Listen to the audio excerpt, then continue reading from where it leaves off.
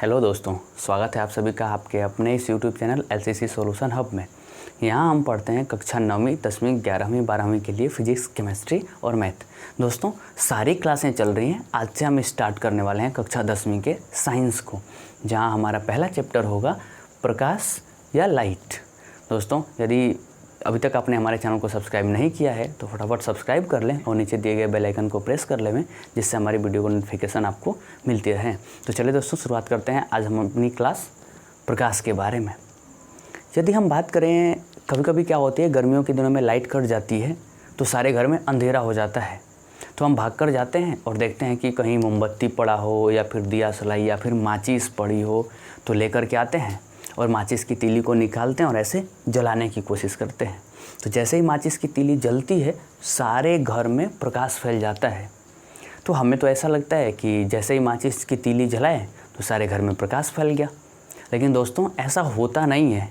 यह एक physical incidence होता है, यह एक भौतिक घटना होती है जिससे पूरे घर में प्रकाश फैलता है। और उसी घटना को पढ़ना है हमें इस चैप्टर ऑप्टिक्स के लाइट में। यहाँ हम लाइट प्रकाश चैप्टर में पढ़ेंगे कि एक पूरे घर में प्रकाश कैसे फैल जाता है, ऐसी कौन सी घटना होती है जिससे चारों तरफ उजाला उजाला हो जाता है, और ऐसी कौन सी घटना है जब लाइट कट जाती है तो हर तरफ अंधेरा ही अंधेरा हो जाता है। तो चलिए दोस्तों, शुरुआत करते हैं आज की हम अपनी क्लास। मान लेते हैं कि ये एक बंद कमरा है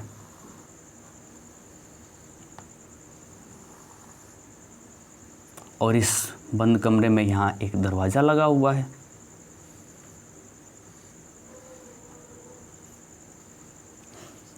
अब बीच में लाइट कट गई। आपको क्या करना है कि अपने बेडरूम से उठना है और इस घर में जाकर के लाइट ऑन करनी है।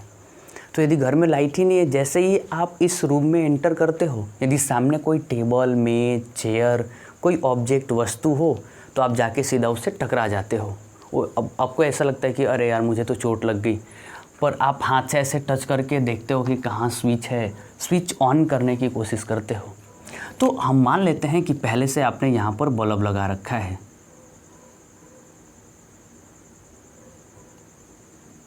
और इसका कनेक्शन आपने यहाँ दे रखा है।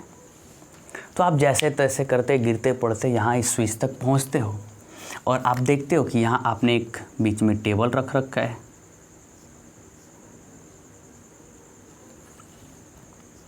तो आप क्या करते हो कि जैसे इस स्विच को ऑन करते हो, बल्ब जलता है तो पूरे घर में प्रकाश फैल जाता है और तब आपको दिखाई देती है कि अरे यार, यहीं पास में टेबल रखा हुआ था जिससे मैं जाके लड़ गया था।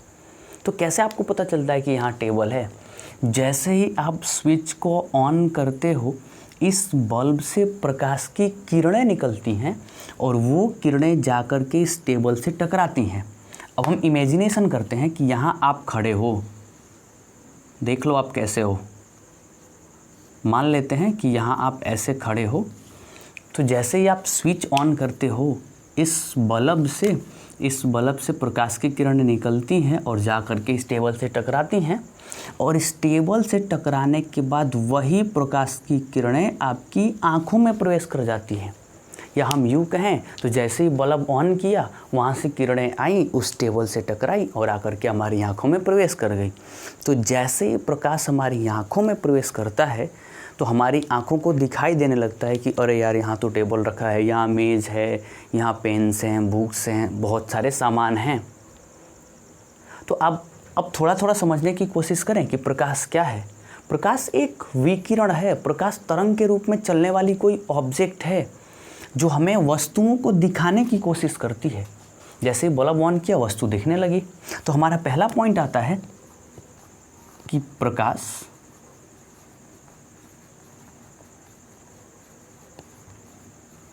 वह विकिरण है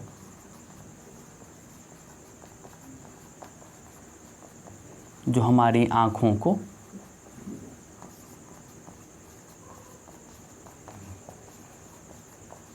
संवेदित करता है, अर्थात हमारी आँखों में प्रवेश कर जाता है, तो हमें कोई भी ऑब्जेक्ट या वस्तु दिखाई देने लगती है।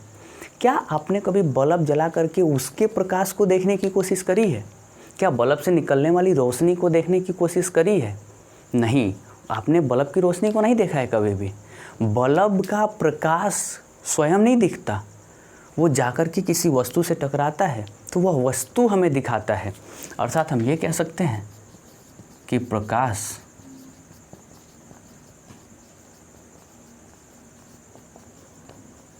स्वयं नहीं दिखता, वह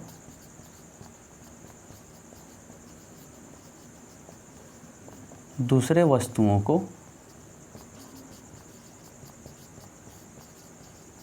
दिखाता है।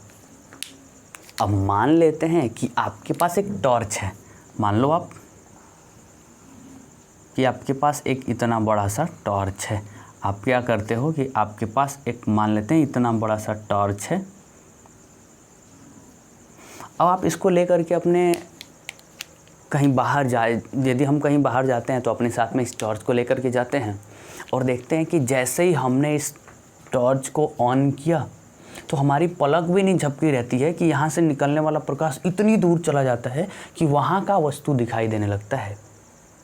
या हम यूँ कहें तो बल्ब जैसे ही ऑन किया, प्रकाश इतनी तेज़ी से निकलता है कि हमारी पलक झपकने से पहले, हम पलक झपकाएं उससे पहले ही बहुत ज़्यादा दूर निकल जाता है। अर्थात प्रकाश के चलने की जो स्पीड है वो बहुत ही क्या होती है, ज़्यादा होती है। आप खुद ही बताओ, यदि आप बाहर किसी खेत में मान लीजिए कोई जानवर घुस आया हो तो आप टॉर्च लेके भागे भागे जाते हो और आप दूर से ही टॉर्च को जैसे ही ऑन करते हो, वह टॉर्च की रोशनी सीधा जाके उस जानवर पे पड़ती है, वह जानवर वहाँ से भागने लगता है। तो आपको ये देखने को मिलता है कि आपने टॉर्च तो यहाँ ऑन किया था, प्रकाश तो तुरंत वहाँ पहुँच गया है, आपने तो पलक भी नहीं झपकाया। तो हम ये कह सकते हैं कि प्रकाश की जो स्पीड होती है, प्रकाश के जो चलने की स्पीड होती है वो बहुत ही ज़्यादा होती है। जैसे हम यहाँ बात करें तो प्रकाश की जो चाल होती है वो 3 × 10⁸ मीटर प्रति सेकेंड होती है। यदि हम इसे नंबर में लिखने की कोशिश करें तो आप इसको ये लिख सकते हो 3 × 10⁸ मीटर पर सेकेंड। इसका मतलब क्या हुआ कि वो 1 सेकेंड में 3 × 10⁸ मीटर का सफ़र तय कर लेती है। आप यदि इसको अंकों में बदलने की कोशिश करो तो आप ये लिख सकते हो, यदि हम यहाँ से बात करें तो इसको लिख सकते हो आप 3 लाख किलोमीटर प्रति सेकेंड। अर्थात 1 सेकेंड में प्रकाश 3 लाख किलोमीटर की दूरी तय कर लेता है। आप सोचो, आपके यहाँ से चंद्रमा की दूरी कितनी है? आप कमेंट करके बताइए कि हमारे यहाँ से चंद्रमा की दूरी कितनी है।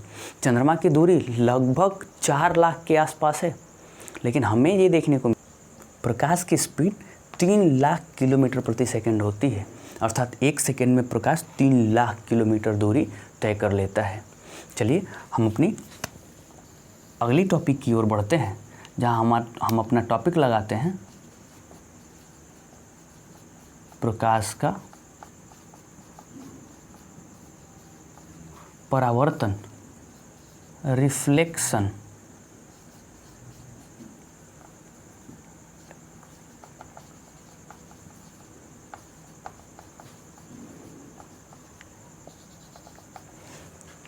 हमने बचपन में बहुत सारा गेम खेल रखा है। क्या उसमें कभी आपने इस शीशे वाली गेम को खेला है? इस शीशे वाली गेम को ऐसे खेला है? ज़रा बताइए फटाफट, क्या आपने इस शीशे वाली गेम को खेला है? कमेंट करके बताइए। हम क्या करते हैं, जब धूप निकल जाती है तो इस धूप में इस शीशे को लेकर के जाते हैं, तो यह शीशा जैसे ही धूप में जाता है, धूप इससे टकराती है तो इसका आकार किसी दीवार पर बन जाता है और हम आसानी से खुश हो जाते हैं। हम देखते हैं कि अरे यार, इस शीशे की आकृति तो दीवार पे बन रही है, हम ऐसे हिला हिला करके बहुत सारा मस्ती करते रहते हैं। लेकिन होता क्या है वो आप यहाँ समझो। यदि हम इस शीशे को धूप में रखते हैं तो प्रकाश इधर से आकर के इस पर टकराता है और टकरा करके पुनः वापस निकल जाता है। समझिएगा ध्यान से। मान लेते हैं कि यह इस शीशे को हमने धूप में रख दिया, तो हम क्या करते हैं कि जैसे ही धूप में रखते हैं, सूर्य का प्रकाश इधर से आता है और इस शीशे पर टकराता है और टकरा करके पुनः वापस चला जाता है। तो प्रकाश के इस तल से, अब ये तो चिकना तल है ना, आप खुद ही देखो शीशा तो चिकना होता है, तो प्रकाश के इस चिकने तल से टकरा करके वापस लौटने की घटना कहलाती है प्रकाश का परावर्तन। क्या कह सकते हैं प्रकाश के परावर्तन को?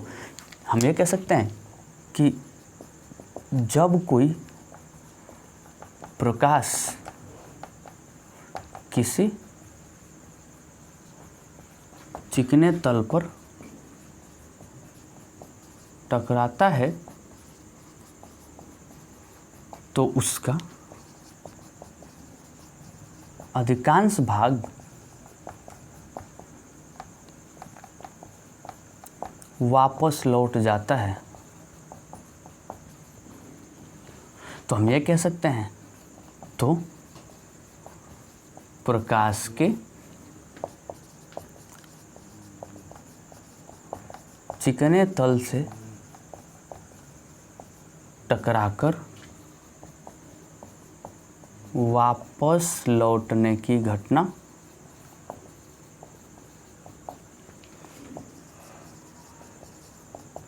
प्रकाश का परावर्तन कहलाती है।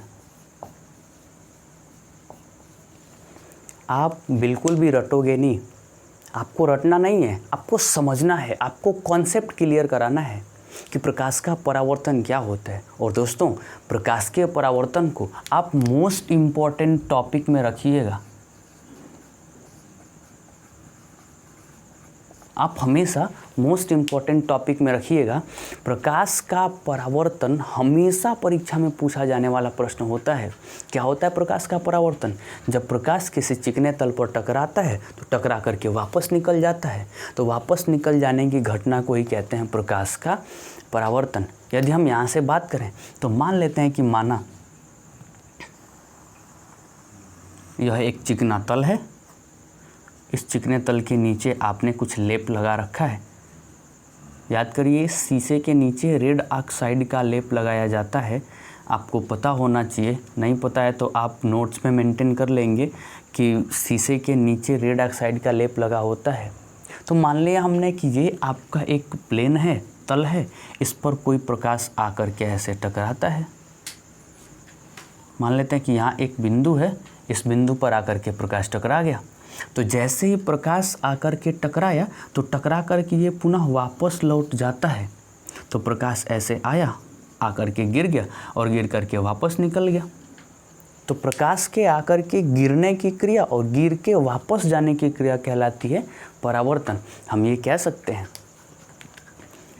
ये किरण आके गिर जा रही है, तो पहले तो ये किरण आ रही है और गिर जा रही है। गिरने को आप कहते हो पतित।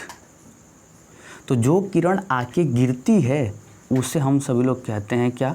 आपतित किरण। और गिर करके जो वापस चली जाती है, जो परावर्तित हो जाती है, तो इस किरण को आप नाम देते हो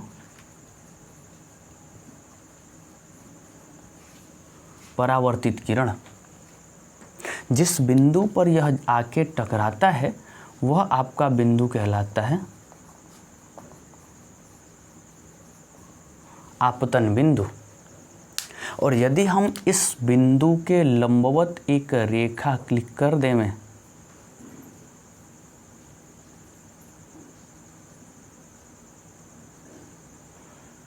तो यह आपका बिंदु कहलाता है क्या? अभिलंब। अब आप यहाँ परिभाषाओं पर ध्यान रखिएगा।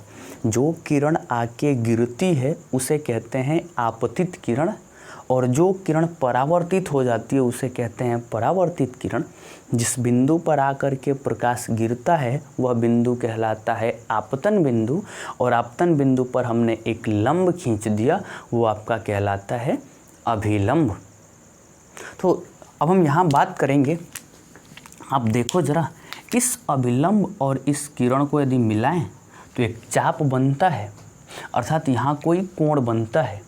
तो ये आपतित किरण द्वारा, आपतित किरण और अभिलंब, ध्यान रखिएगा, आपतित किरण और अभिलंब, इन दोनों के बीच में ये आपका अभिलंब है और ये आपकी आपतित किरण है। इन दोनों के बीच बनने वाले कोण को हम नाम देते हैं आपतन कोण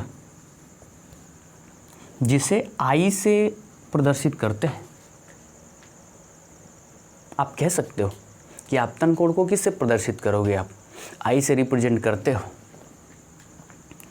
अब यहाँ बात करें अभिलंब और इस परावर्तित किरण को मिला देवें तो यहाँ तो परावर्तित किरण है, तो यहाँ जो बनने वाला कोण है इसको आप कहते हो परावर्तन कोण।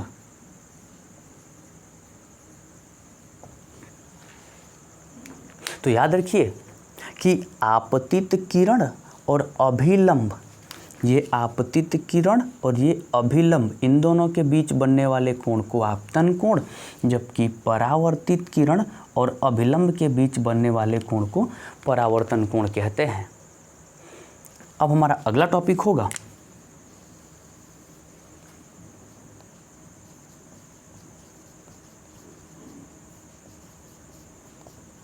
परावर्तन का नियम। आप इसको भी इम्पोर्टेंट में रखिएगा। जब हम नोट्स मेंशन करेंगे, नोट्स बनाएंगे, तो साथ ही साथ लिखते चलेंगे कि जो परावर्तन का नियम होता है वो मोस्ट इम्पॉर्टेंट टॉपिक माना जाता है। क्या होता है परावर्तन का नियम, आप इस डायग्राम के द्वारा समझो। आप देखो कि ये एक ऐसा बिंदु है, इसी बिंदु पर आपका अभिलंब भी है, इसी बिंदु पर आपतित किरण भी है और इसी बिंदु पर परावर्तित किरण भी है। अर्थात एक ही बिंदु पर तीन अलग अलग रेखाएं आ रही हैं, आपतित किरण, अभिलंब और साथ साथ में परावर्तित किरण। तो परावर्तन का पहला नियम कहता है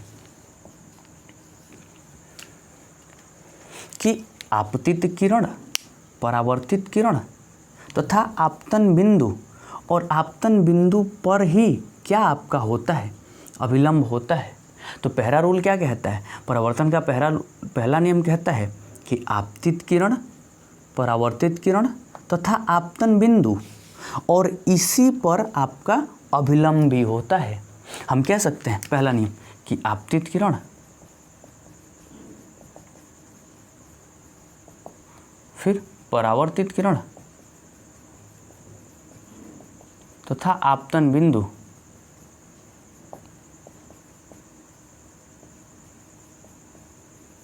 पर इसी आपतन बिंदु पर अभिलंब भी है और ये सारी बातें एक ही तल पर हैं।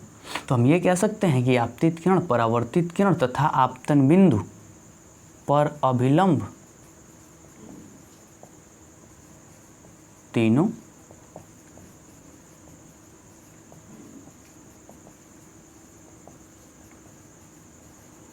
एक ही तल में होते हैं। ये परावर्तन का पहला नियम है। परावर्तन का पहला नियम क्या होता है कि आपतित किरण, परावर्तित किरण, आपतन बिंदु पर अभिलंब तीनों एक ही तल में होते हैं। ये नियम होता है परावर्तन का पहला रूल। परावर्तन का दूसरा रूल क्या कहता है, परावर्तन का दूसरा नियम कहता है कि आपतन कोण हमेशा परावर्तन कोण के बराबर होता है। आपतन कोण हमेशा परावर्तन कोण के बराबर होता है। अर्थात यदि यहाँ पर 50 डिग्री कोण बन रहा है तो यहाँ पर भी बनने वाला कोण कितना होगा, 50 डिग्री होगा। तो हम ये कह सकते हैं कि आपतन कोण